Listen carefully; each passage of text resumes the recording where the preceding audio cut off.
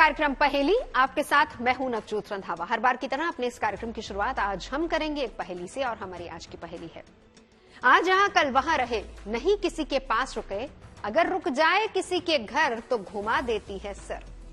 आप ढूंढिए इस पहेली का जवाब। फिलहाल हम शुरुआत करते हैं आज की पहेली से।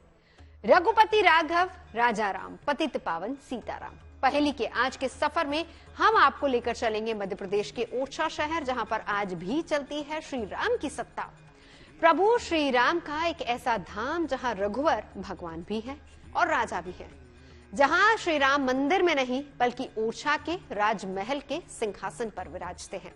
और इस मंदिर का सबसे बड़ा अजूबा तो यह है कि यहाँ पर आज भी मध्य प्रदेश पुलिस के जवान उन्हें दिन में 4 बार सशस्त्र यानी कि सलामी यानी गार्ड ऑफ ऑनर देते हैं।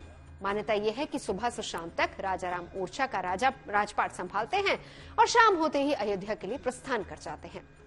जब श्री राम अयोध्या के महाराजा हैं तो फिर वो ओरछा के राजा राम कैसे बन गए? आखिर 450 साल पहले ऐसी कौन सी घटना घटी जिसने श्री राम को ओरछा का राजा बना दिया?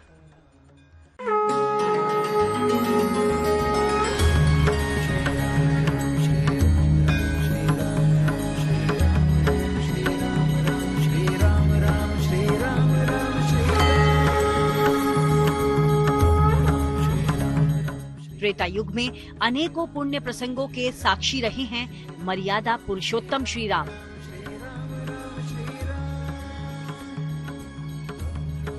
रावण के संहारक श्री राम, अहिल्या के तारणहार श्री राम,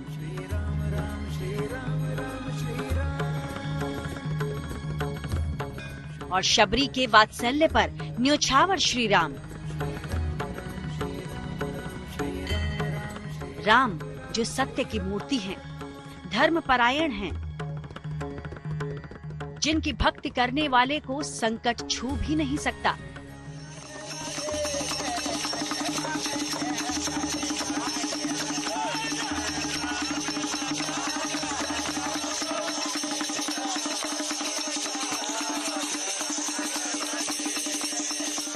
रघुवर का सबसे अनोखा मंदिर, जहां श्री राम भगवान भी हैं और राजा राम भी।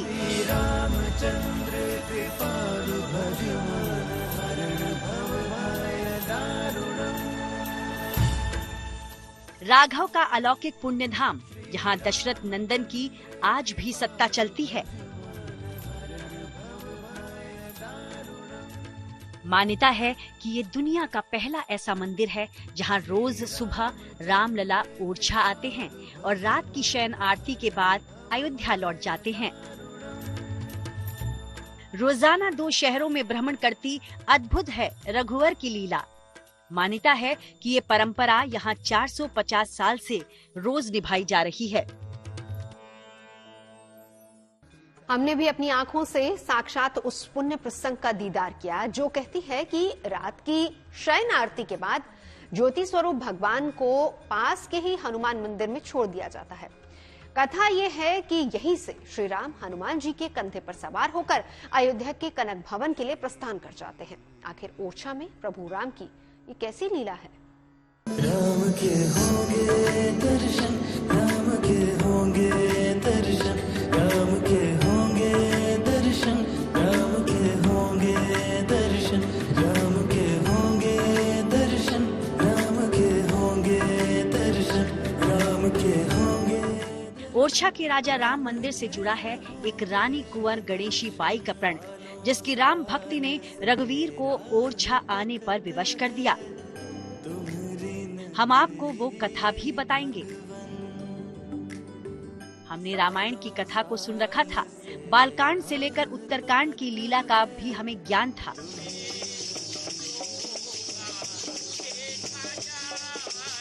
लेकिन अलौकिक गाथाओं को समेटे था राघव का ये दरबार।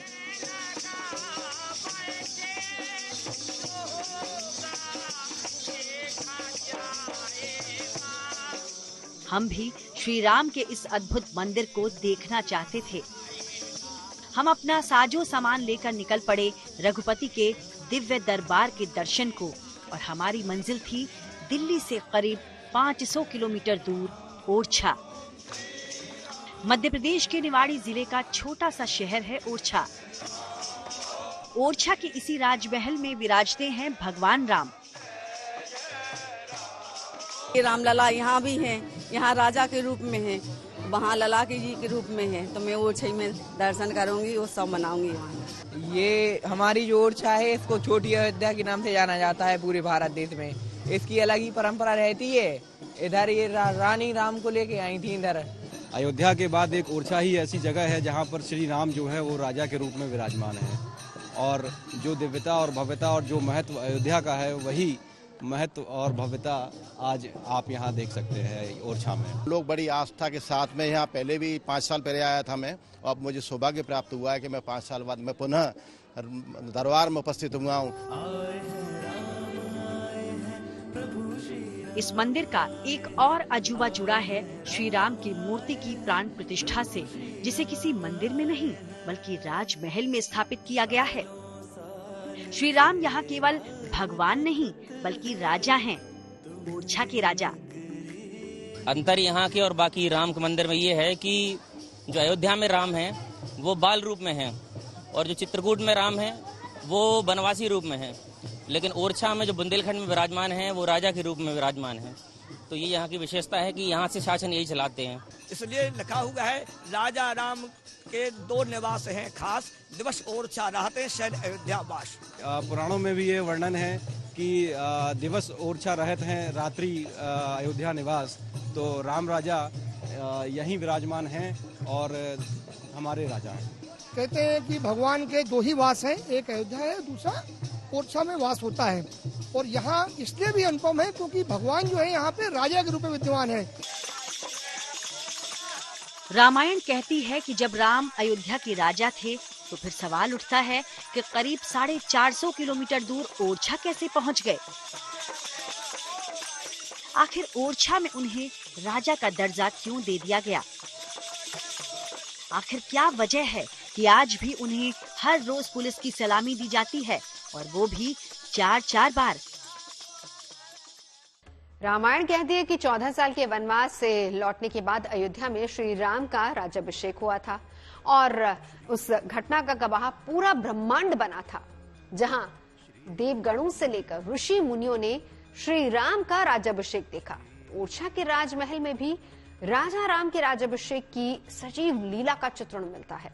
चलिए अब आपको बताते हैं कि कैसे अयोध्या के श्री राम ओरछा के राजा राम बन गए।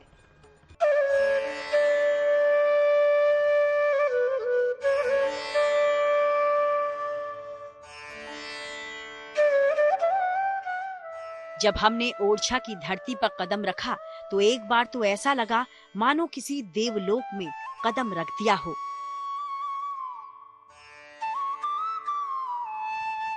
चारों तरफ मंदिर और महल नजर आ रहे थे।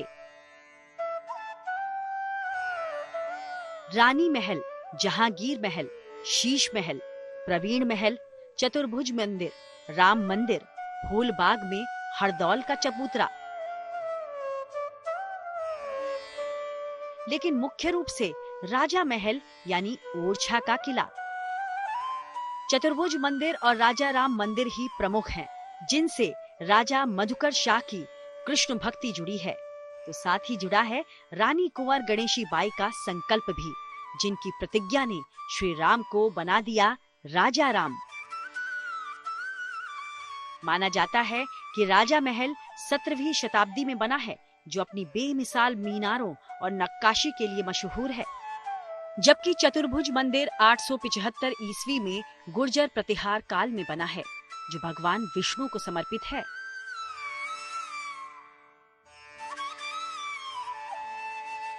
आखिर अयोध्या के राजा ओरछा के राजा राम कैसे बन गए, इसे लेकर कई कथाएं कही जाती हैं। कहते हैं कि रानी कुंवर गणेशी श्री राम की परम भक्त थी, जबकि राजा मधुकर शाह श्री कृष्ण के भक्त थे। राजा चाहते थे कि रानी भी श्री कृष्ण की उपासना करें। तब रानी ने कहा कि मैं श्री राम की उपासना नहीं छोड़ सकती।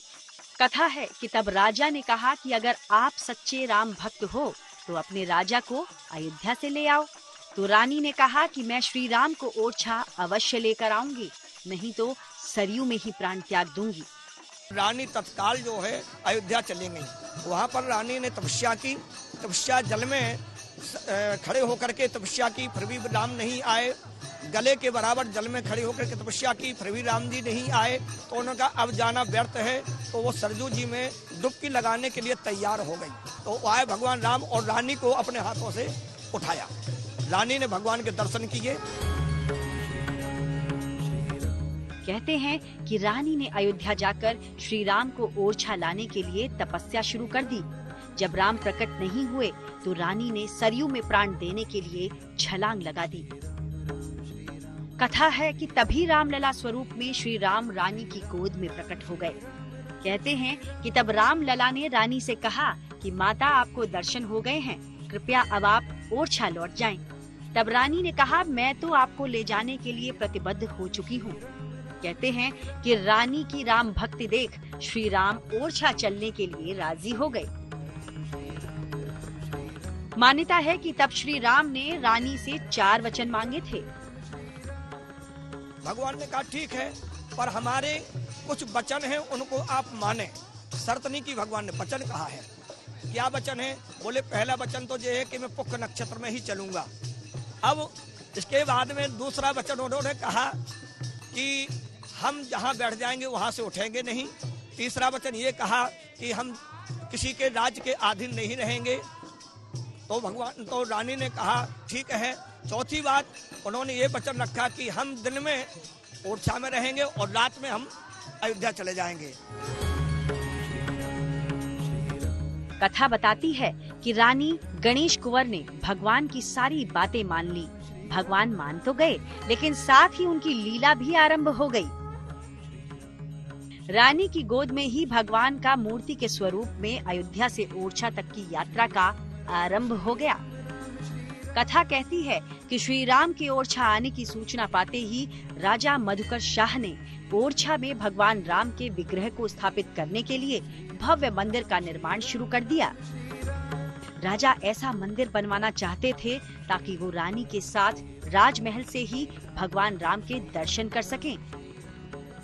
राजा कृष्ण के भक्त थे, तब राजा ने फिर यहाँ विष्णु भगवान, लक्ष्मी जी, राधा, ये कृष्ण भगवान, तो ये चतुर्भुज के नाम से, वो रामलला सरकार के नाम से, वह रानी महल, जहांगीर महल, शीश महल, प्रवीण महल, ये चतुर्भुज मंदिर, राम मंदिर, फूलबाग में हरदौल जी का चबूतरा। इधर रानी की यात्रा जारी रही, जो केवल पुष्य नक्षत्र में ही संभव हो सकती थी। दावा किया जाता है कि सन 1574 से 75 के दरमियान 8 महीने 27 दिनों की पैदल यात्रा के बाद आखिरकार राम बालक के रूप में ओरछा पहुंच ही गए।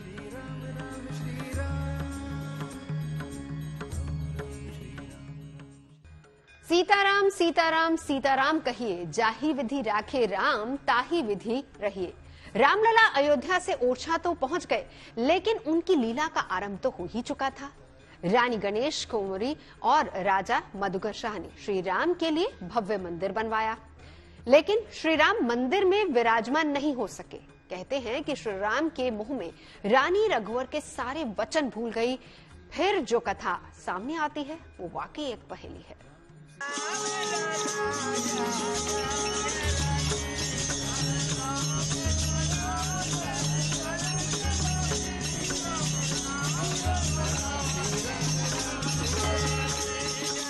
वह मंदिर जिसका निर्माण महाराज मधुकर शाह ने भगवान राम के बाल रूप को स्थापित करने के लिए कराया, वह मंदिर ही भगवान राम के लिए तरसता रह गया। राम इस मंदिर का रुख नहीं कर सके। कथा कहती है कि राजा मधुकर शाह समय पर मंदिर का निर्माण पूर्ण नहीं करवा पाए, तो रानी गणेश कुंवर ने तब श्री राम की मूर्ति को राजमहल की रसोई में रख दिया। दरअसल रानी जब राम की मूर्ति को लेकर ओरछा पहुंची तो अपने महल यानी रनिवास में चली गई। रानी ने सोचा कि अच्छा मुहूर्त देखकर ही चतुर्भुज मंदिर में मूर्ति की प्राण प्रतिष्ठा की जाएगी।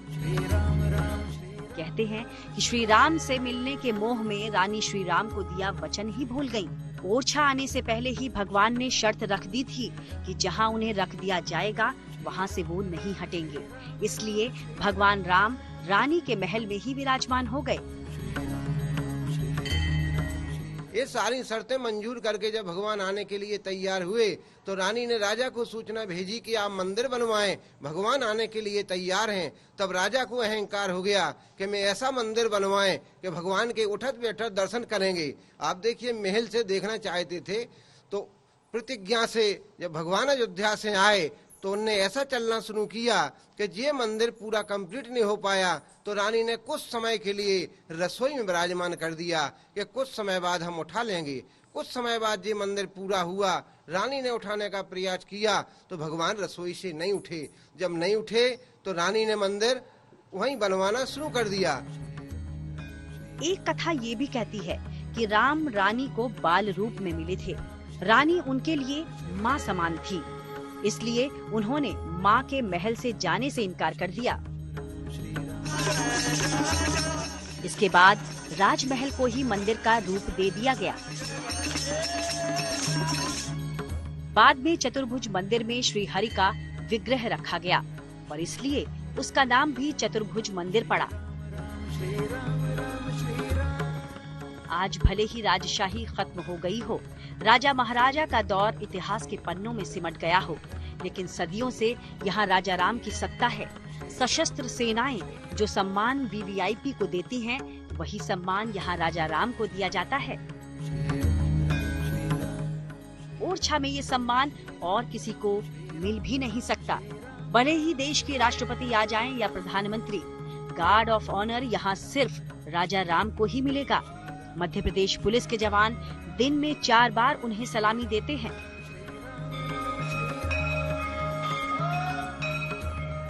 हमने साक्षात अपनी आंखों से संध्या आरती के बाद वर्दीधारी सिपाहियों को श्री राम को सलामी देते देखा, साष्टांग दंडवत होते देखा।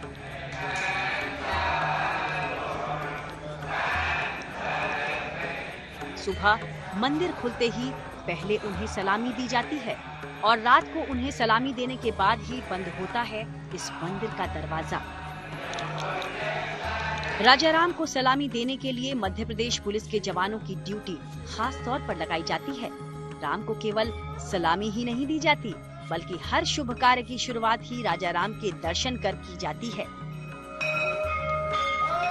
श्री राम के आने से ओरछा धाम बन गया। इस मंदिर के चारों तरफ हनुमान जी के मंदिर हैं। इनमें पाताली हनुमान की मान्यता सबसे ज्यादा है। ऐसी मान्यता है कि राम रात को हनुमान के कंधे पर सवार होकर अयोध्या लौट जाते हैं और फिर सुबह राजपाट संभालने ओरछा लौट आते हैं। अयोध्या जाते भगवान दिन में रहते ओरछा और सहन करते अयोध्या, तो भगवान इसीलिए प्रतिज्ञा से जब भगवान आए तो रानी से प्रतिज्ञा की थी कि दिन में रहेंगे ओरछा और शयन करेंगे अयोध्या। तो इसीलिए भगवान जब यहाँ शयन आरती होने के बाद 9:30 की जब भगवान अयोध्या वास करते हैं वो दिन में ओरछा वास करते हैं। रात की शयन आरती हो चुकी थी। हमारी आंखों के सामने ज्योति स्वरूप रामलला को पाताली हनुमान मंदिर ले जाया जाता है ताकि श्री राम अवध में शयन कर पाएं। ओरछा धाम के प्रति केवल ओरछा ही नहीं बल्कि पूरे देश में असीम श्रद्धा है। अयोध्या सरकार शयन करने के लिए जाते हैं। दिवस ओरछा धाम शयन अयोध्या वास करते हैं सरकार। सुबह पुनः पूजा प्रारंभ यहाँ हो जाती है तो फिर ओरछा में राज करते हैं और शयन अयोध्या में करते हैं सरकार। जी, एक इकलौता मंदिर है। जब सरकार अयोध्या से यहाँ के चलने के लिए आए थे, यहाँ के लिए रानी जी लाई थी, तो जब उन्होंने बोल दिया था कि अयोध्या वासी सभी साधु संत इकट्ठे हो गए कि सरकार आप यहाँ से चले जाएंगे तो यहाँ अयोध्या वासियों का क्या होगा, तो फिर सरकार ने शयन अयोध्या वासियों के लिए दे दिया था।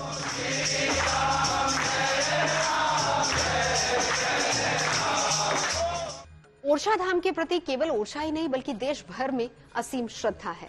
दूर दूर से लोग यहाँ पहुंचते हैं। दरअसल भक्त इसे छोटी अयोध्या मानते हैं जो सनातन संस्कृति के प्राण है। वो अयोध्या के श्री राम हैं तो ओरछा के राजा राम हैं और आज भी ओरछा में उनके राजपाट चल रहे हैं। तो थी ना ये दिलचस्प पहेली। वैसे कार्यक्रम की शुरुआत में भी हमने आपसे एक पहेली पूछी थी। उम्मीद है कि आपने उसका जवाब ढूंढ लिया होगा। तो हमारी पहेली थी, आज यहाँ कल वहां रहे, नहीं किसी के पास रुके, अगर रुक जाए किसी के घर तो घुमा देती है सर। तो इसका जवाब है धन दौलत। तो आज की पहेली में अभी के लिए बस इतना ही। देश और दुनिया की तमाम अच्छी खबरों के लिए आप देखते रहिए गुड न्यूज टुडे।